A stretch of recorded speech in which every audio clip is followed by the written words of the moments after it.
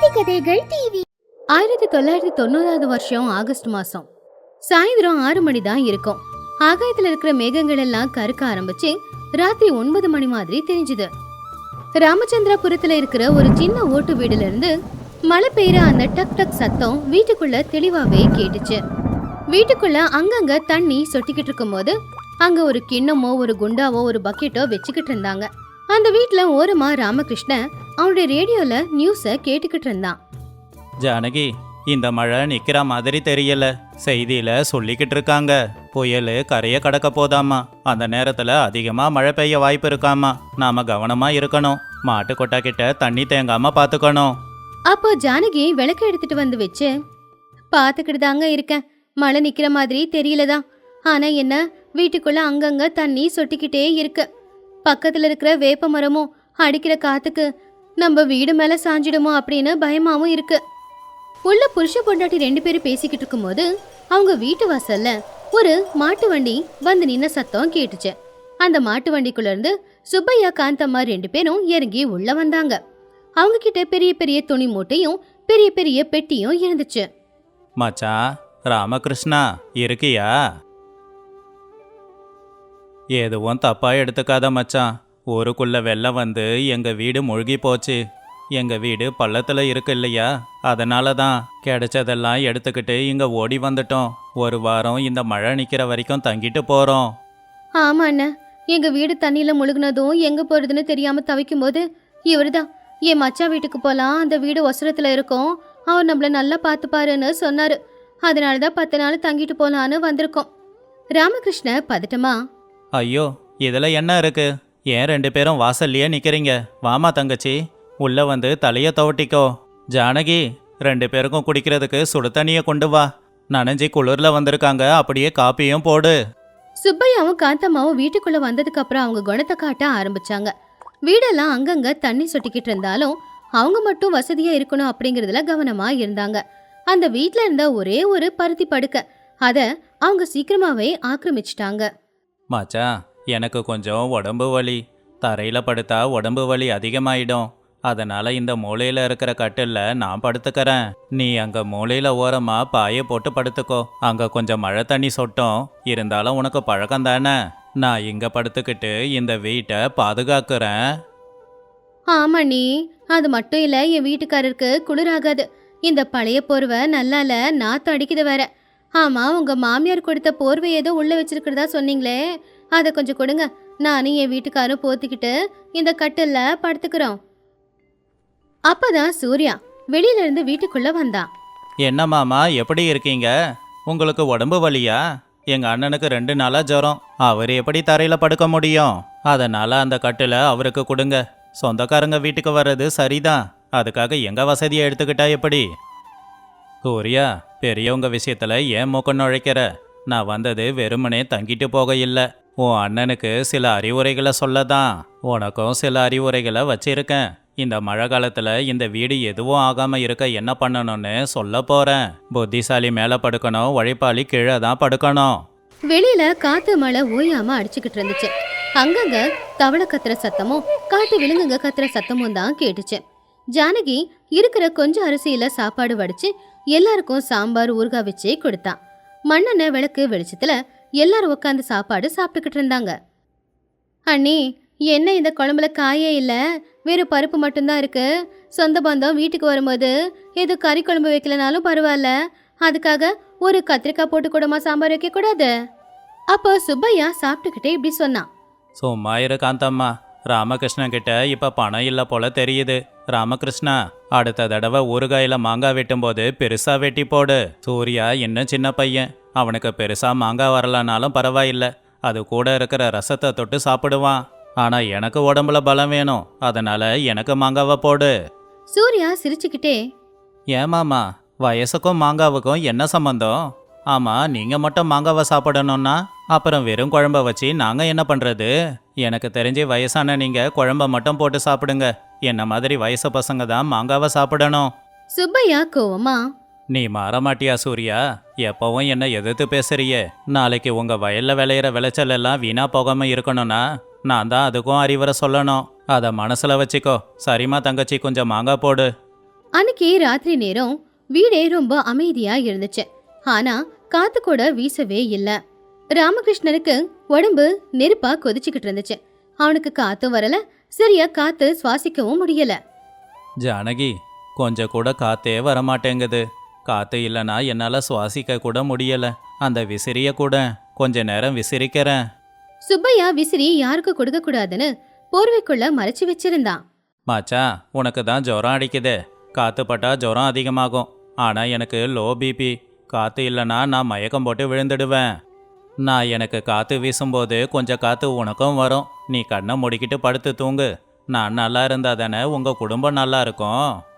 ஆமாண்ண, என் வீட்டுக்காருக்கு பிபி இருக்கு. அவரு நல்லா இருக்கணும்ல. அவர் நல்லா இருந்தாதான் நம்ம குடும்பம் நல்லா இருக்கும். அண்ணி, நீ வேணும்னா ஒன்று பண்ணு. போர்வை வச்சு அவருக்கு கொஞ்சம் காத்து வீசி விடு. காத்தாச்சும் வரட்டும். சூர்யா ரொம்ப கோவமா, மாமா, நீங்கள் ரொம்ப புத்திசாலி தான். ஒரு மனுஷன் காற்று வராமல் உயிருக்கு போராடிக்கிட்டு இருக்கிற நிலைமையில கூட உங்களுக்கு உங்கள் வசதி தான் முக்கியம்னு தோணுதில்ல. இதுக்கு பேர் அறிவில்லை, இது சுயநலம். சூர்யா, நான் பெரிய மனுஷன். என் அறிவால் எங்கள் ஊரில் 10 பஞ்சாயத்தை தீர்த்து வச்சிருக்கேன். உனக்கு தெரியாது. நாளைக்கு காலையில் எழுந்ததும் உங்கள் வீட்டு பஞ்சாயத்தையும் நான் தீர்த்து வைக்கிறேன், பாரு. நடுராத்திரி மழை இருக்க இருக்க அதிகமாச்சு. ஆத்து தண்ணி இல்லாம பொங்கி ஊருக்குள்ள மெதுவா வர ஆரம்பிச்சுது. ராமகிருஷ்ண வீட்டுக்கு பின்னாடி இருக்கிற குடோன் கிட்டயும் தண்ணி வந்துருச்சு. அந்த குடோன்ல வச்சிருந்த அரிசி நனைஞ்சு போச்சுன்னா அவன் கஷ்டமே வீணா போயிடும். அண்ணே, குடோன் வரைக்கும் மழை தண்ணி வந்துடுச்சு. குடோன்ல தான் எல்லா அரிசியும் இருக்கு. அதை முதல்ல அங்கிருந்து எடுக்கணும்ண்ணே. அரிசியெல்லாம் வீணா போறதுக்குள்ள போய் எடுக்கலாம். என் கூட வாண்ணே. ராமகிருஷ்ணன் முடியாம எழுந்திருச்சு. ஐயோ, என் ஒரு வருஷத்தோட கஷ்டம். அந்த நெல்லை நம்பிதாண்டா நம்ம குடும்பமே இருக்கு. சூர்யா, சீக்கிரமா வாடா, கொஞ்சம் எனக்கு உதவி பண்ணுடா. மாமா, நீங்க ரொம்ப புத்திசாலி இல்ல. குடோன் கிட்ட தண்ணி போகாம எந்த பக்கம் அணை கட்டணும்னு வந்து சொல்லுங்க. இப்போ உங்க அறிவோட தேவை எங்களுக்கு ரொம்ப அவசியம்.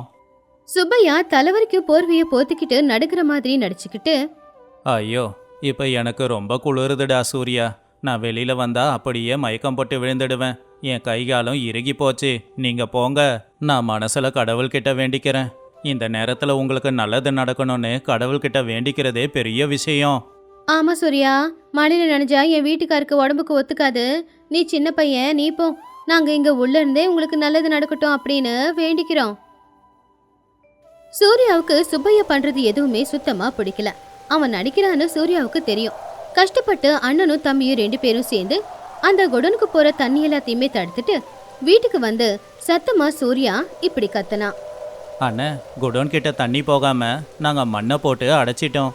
ஆனா அந்த மண்ணை எடுக்கும்போது தான் பார்த்தேன், அங்க ஏதோ ஒரு பித்தளை பானை இருக்குன்னு. நம்ம தாத்தாங்க ஒளிச்சு வச்ச புதையலா இருக்குமோ? அதை எடுக்கணும்னா ரொம்ப பலம் வேணும்னு. யாராவது பார்த்துட்டா நமக்கு பிரச்சனை தானே. அதோட முடி வேற பலன்னு ஜொலிக்குதுன்னு. புதையல் அப்படின்னு ஒரு வார்த்தை காதுல விழுந்ததும் சுப்பையா வெளியில ஓடி வந்தான். என்னது புதையலா? எங்கடா இருக்கு சூர்யா? எங்க இருக்குன்னு சொல்லு, நானும் வரேன். நான் உனக்கு உதவி பண்றேன். இந்த நேரத்துல உங்களுக்கு உதவி பண்ணாம நான் இருக்க முடியுமா? அதுலயும் புதையல்னு சொல்ற, அது கிடைச்சா நம்ம குடும்பத்துக்கு தானே நல்லது. நானும் வரேன்ப்பா. புதையலுக்கு இவரு மட்டும் தனியா போன நல்லா இருக்குமா? நானும் வரேன். அண்ணி, நீ இங்கே இரு. சுப்பையா காந்தம்மா 2 பேரும் அந்த மலையில நனைஞ்சுக்கிட்டு கொடோனை சுத்தி சுத்தி வந்துகிட்டு இருந்தாங்க. புதையல் எங்க இருக்குன்னு தேடிக்கிட்டு. அப்போ கால்வலிக்கு 2 தடவை சேத்துல விழுந்தான் சுப்பையா. ஆனாலும் அது பெருசா எடுத்துக்காம தொடர்ந்து இன்னும் தேடிக்கிட்டே தான் இருந்தான். எந்த இடத்துல பார்த்த சூர்யா? சரியா காட்டு. அந்த பானை எங்க இருக்கு? அப்போ சூர்யா சிரிச்சுக்கிட்டே, இங்கதான் மாமா. இங்க இருக்கிற தண்ணி எல்லாத்தையும் எடுத்து சேர தோண்டி பார்த்தா மட்டும்தான் அந்த பானை தெரியும். நீங்க இந்த தண்ணி எல்லாத்தையும் அந்த பக்கமா வெட்டி விடுங்க. நான் இங்க சேர தோண்டி பார்க்கறேன். அப்ப புதையல நம்ம கண்ணுக்கு தெரியும். புதையல் மேல இருக்கிற ஆசையில சுப்பையா காந்தம்மா 2 பேருமே 1.5 மணி நேரம் மழையில நனைஞ்சுக்கிட்டு அந்த சேத்துல விழுந்து புரண்டு கொடோனுக்கு தண்ணி போகாம ஒரு வரப்பு மாதிரி வெட்டி மண்ணை போட்டு தண்ணிய அடைச்சிட்டாங்க. ஆனா கஷ்டப்பட்டு அவ்வளவு நேரம் வேலை செஞ்சதுல அவங்க முகம் உடம்பெல்லாம் ஒரே சேரா இருந்துச்சு. அசதியால பெருமூச்சு வாங்கிக்கிட்டு இருந்தாங்க. இப்போ இந்த இடத்துல பள்ளம் தோண்டு சூர்யா. ஆனால் புதையல்ல எனக்கும் பாதி வரணும். ஏன்னா நான் தானே கஷ்டப்பட்டு உதவி பண்ணேன். சரி, எங்கே இருக்குன்னு சொல்லு. சூர்யா சிரிச்சுக்கிட்டே, ஐயோ மாமா, உங்களை புத்திசாலின்னு நினச்சேன். இவ்வளோ முட்டாளாக இருக்கீங்களே. எங்களுக்கு கஷ்டம் வந்து உதவி பண்ணுங்கன்னு கேட்டால் வரமாட்டீங்க. ஆனால் புதையலருக்கு வாங்கன்னு சொன்னால் எதுவும் உங்களுக்கு பெருசாக படாது. 1.5 மணி நேரம் மழையில் நின்று சேத்துலையும் கஷ்டப்பட தயாராக இருக்கீங்க. நீங்கள் இப்போ காப்பாற்றினது புதையல இல்லை, எங்களுடைய அரிசி குடோனை.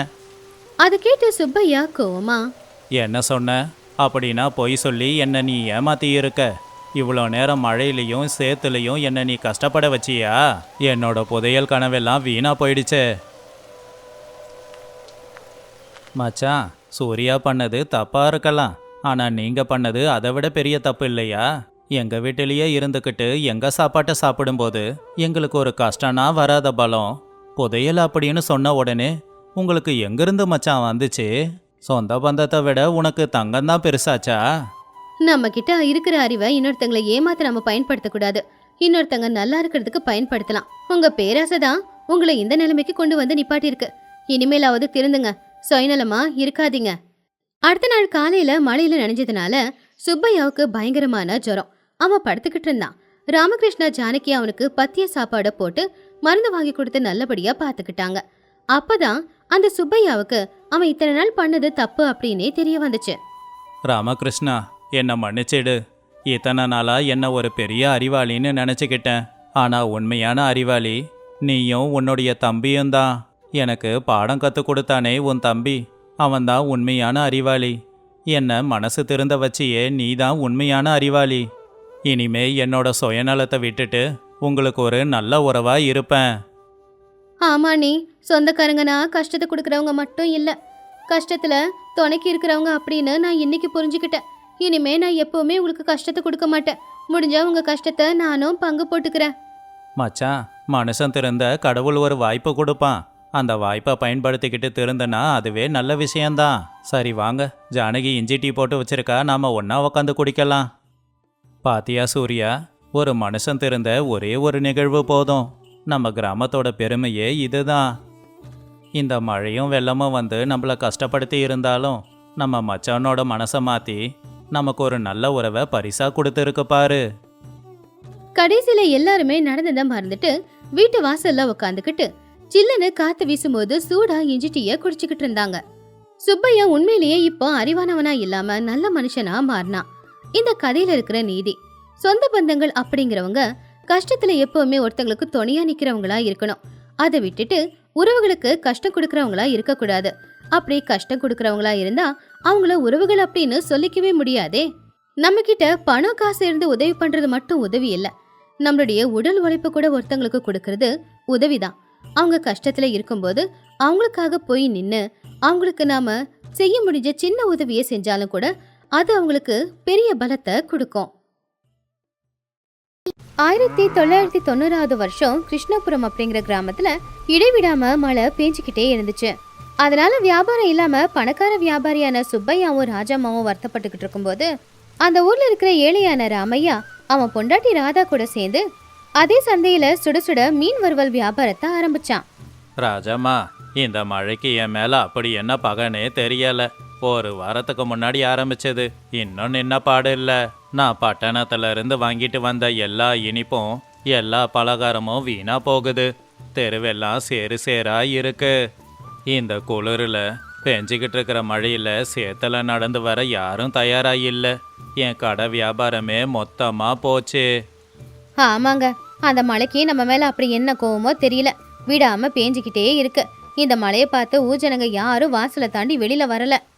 இந்த குளிர்ல மழையில எல்லாரும் வீட்டுக்குள்ள போத்திக்கிட்டு படுத்திருப்பாங்க. சேத்துல நடந்து வந்து இந்த இனிப்பு பலகாரத்தை வாங்க போறாங்களா? நாமளும் கடையை சாத்திட்டு வீட்டுக்கு போறதுதான் நல்லது. ஏ ராஜம்மா, அங்க பாரு, அந்த ராமுவும் அவன் பொண்டாட்டி கௌரியும் 2 பேரும் சேர்ந்து அந்த மரத்துக்கு கீழே இருக்கிற பழைய ஷெட்டில் அப்படி என்னத்தை எடுத்து வச்சுக்கிட்டு இருக்காங்க. இவங்களுக்கு மூளை எதனா கெட்டு போச்சா? ஏற்கனவே கடை போட்டிருக்கிற நமக்கே வியாபாரம் ஆகல, இவங்க எந்த தைரியத்துல கடை வைக்கிறாங்க?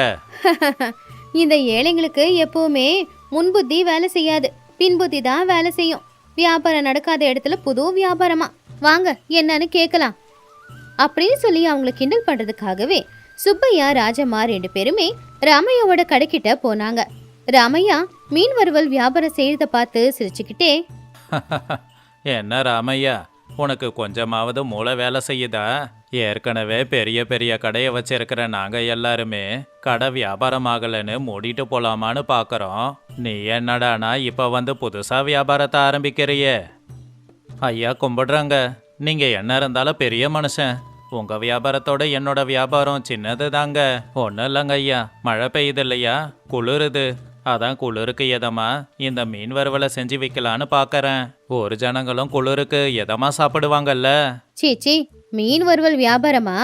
இந்த மழையில இந்த கவுச்சு மனம் வேற கலந்து அப்படியே நாத்து அடிக்கும்.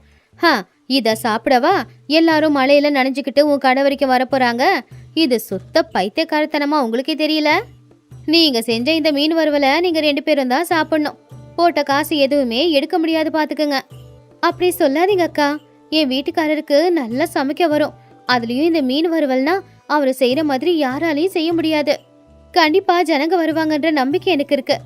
ஏழைங்க நாங்க 4 காசு சம்பாதிக்க தான் வியாபாரத்தை ஆரம்பிச்சிருக்கோம். அட, என்னோட கடைக்கு வரவே ஆளுங்க இல்ல. இதுல நீ வைக்கிற இந்த மீன் வறுவலை வாங்கி சாப்பிட யார் வருவாங்க? உங்க தைரியம் இருக்குல்ல, அது இன்னைக்கு சாயந்தரத்தோட அழிஞ்சு போக போகுது. எவனும் வரப்போறதில்ல, இந்த மீன் வறுவல் விற்க போறதும் இல்ல. வா ராஜம்மா, 2 பேருமே பைத்தியக்காரங்க. அப்படி சொல்லி சுப்பையா ராஜம்மா 2 பேரும் அவங்க கடைக்கிட்ட போயிட்டாங்க. அவங்க சொன்னது கேட்டு கௌரி கண்ணுல கண்ணீரு. ஏங்க, என்னங்க இது இப்படி சொல்லிட்டு போறாங்க? எனக்கு என்னமோ அவங்க சொல்றது கேட்டா ரொம்ப பயமா இருக்குங்க. உண்மையிலேயே நாம தப்பு பண்றோமா? இந்த மழையில இந்த வியாபாரத்தை ஆரம்பிச்சு தப்பாயிடுச்சா? யாரும் வரமாட்டாங்களா? நாம கடன் வாங்கி இந்த வியாபாரத்தை ஆரம்பிச்சிருக்கோங்க. இது நடக்கலனா நம்ம நடுத்தெருவுக்கு தான் வரணும். கௌரி, நீ கவலைப்படாத. சுப்பையா மாதிரி ஆளுங்களாம் ஊர்ல பெரிய மனுஷங்க. என்ன வேணும்னாலும் பேசிட்டு போகட்டும். நாம இப்பதான் வியாபாரம் ஆரம்பிச்சிருக்கோம். இந்த மாதிரி குளிர் நேரத்துல அவர் கடையில இருக்கிற இனிப்பை யாருன்னா வாங்குவாங்களா? அது ஜில்லுன்னு இருக்காது. நீங்க என்ன சொல்ல வரீங்க? குளிர்காலத்துல மனுஷங்களுக்கு சாதாரணமாவே சூடா எதனா சாப்பிடணும்னு ஆசை வர்றது சகஜம்தானே. ஏன்னா சூடா எதனா சாப்பிட்டா அப்போதைக்கு அவங்களுக்கு குளிரும் போயிடும். அதை நம்பிதான் நான் மீன் வறுவல் வியாபாரமே ஆரம்பிச்சிருக்கேன். என்னோட உழைப்பு மேலையும் உன்னோட திறமை மேலையும் எனக்கு நம்பிக்கை இருக்கு. நாம நிச்சயமா ஜெயிக்க போறோம். நீ கவலைப்படாத. கொஞ்ச நேரத்துல சந்தையில என்ன நடக்க போகுதுன்னு நீ பார்க்க தானே போற. நீ மீனை வறுத்து போடு. கௌரி பொறுமையா மசாலா தேய்ச்சி வச்ச அந்த மீனை நல்ல கொதிக்கிற எண்ணெயில போட்டு பொரிச்சு எடுத்துக்கிட்டு இருந்தா. அந்த மீன் எண்ணெயில பொரியும் போது நல்ல ஒரு மனம் அந்த காத்துல கலந்து ஊருக்குள்ள எல்லார் வீட்டுக்கும் போச்சு. மழை கொஞ்சமா குறையும் போது அந்த ஊர் பெரிய மனுஷன் பத்ரையாவும் அவங்களுடைய மனைவியும் அந்த பக்கமா வந்தாங்க.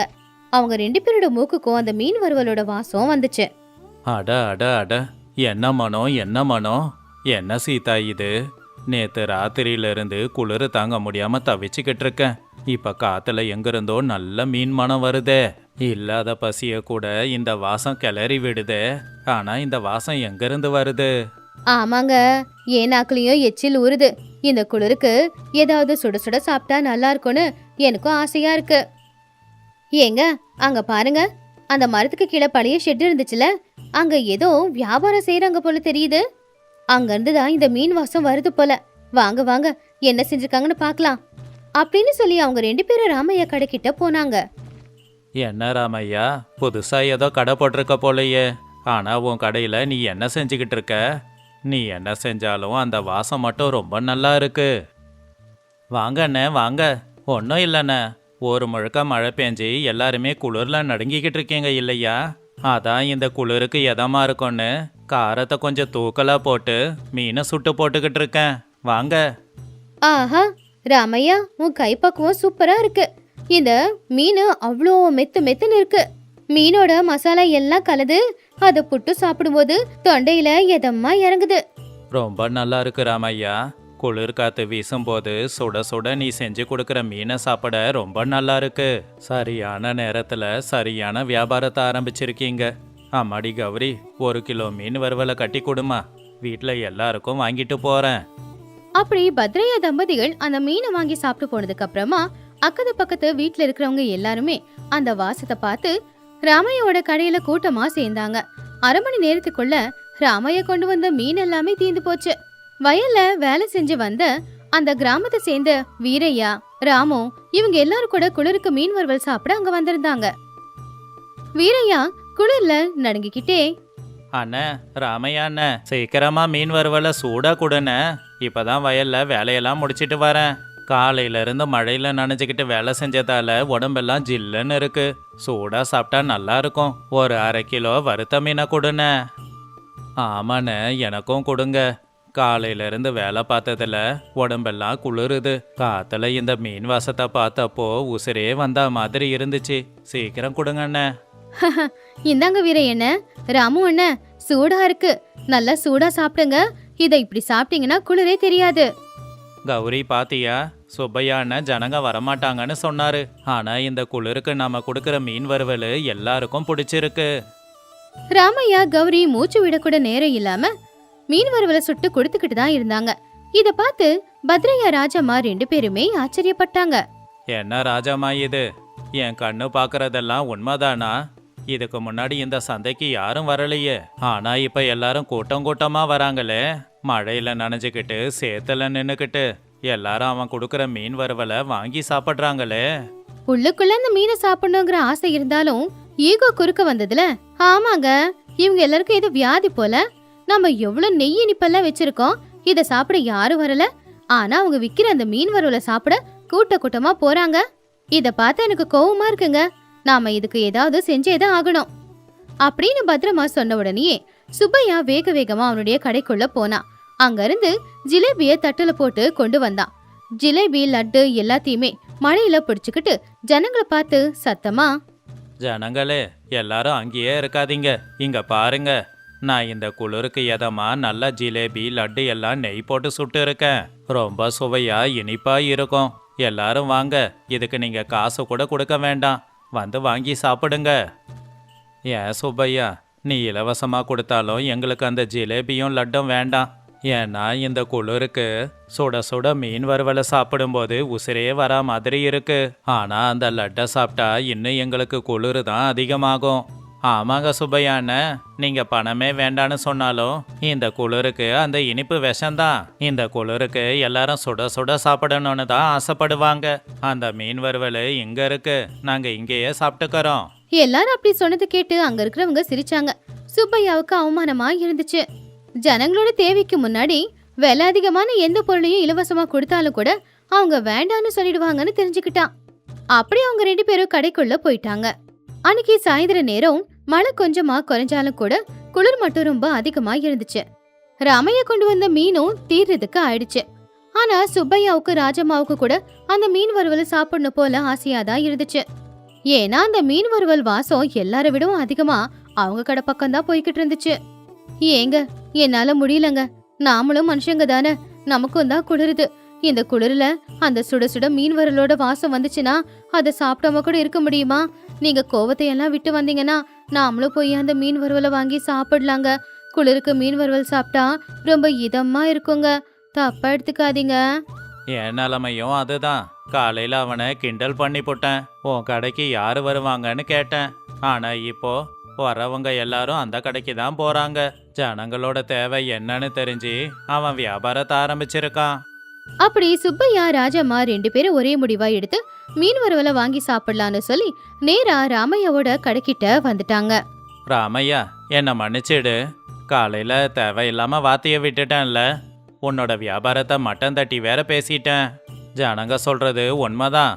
இந்த குளிரில் எங்களாலேயே எங்க இனிப்பை சாப்பிட முடியல.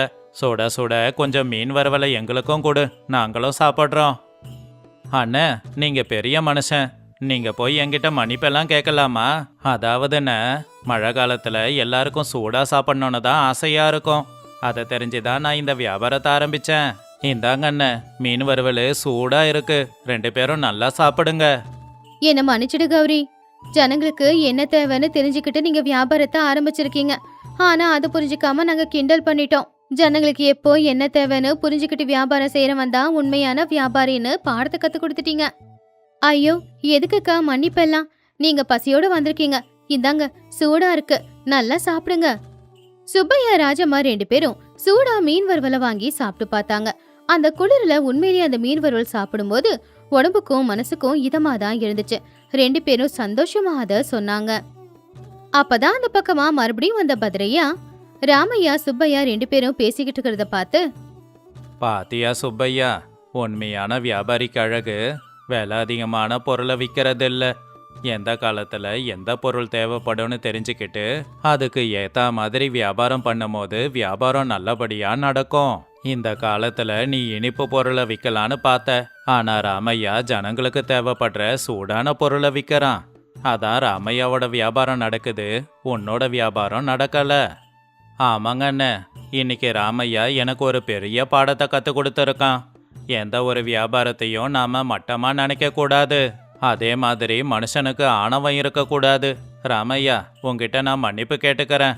நாளையிலிருந்து இந்த சந்தையில உன்னோட கடை பக்கத்திலேயே என் கடை. 2 பேரும் ஒன்னாவே வியாபாரம் செய்யலாம். வெயில் காலத்துல எனக்கு வியாபாரம், மழை காலத்துல உனக்கு வியாபாரம். நிச்சயமா சுப்பையா அண்ணன், ஒற்றுமையா இருக்கிறது தானே அழகு. நாம ஒற்றுமையா இருப்போம்.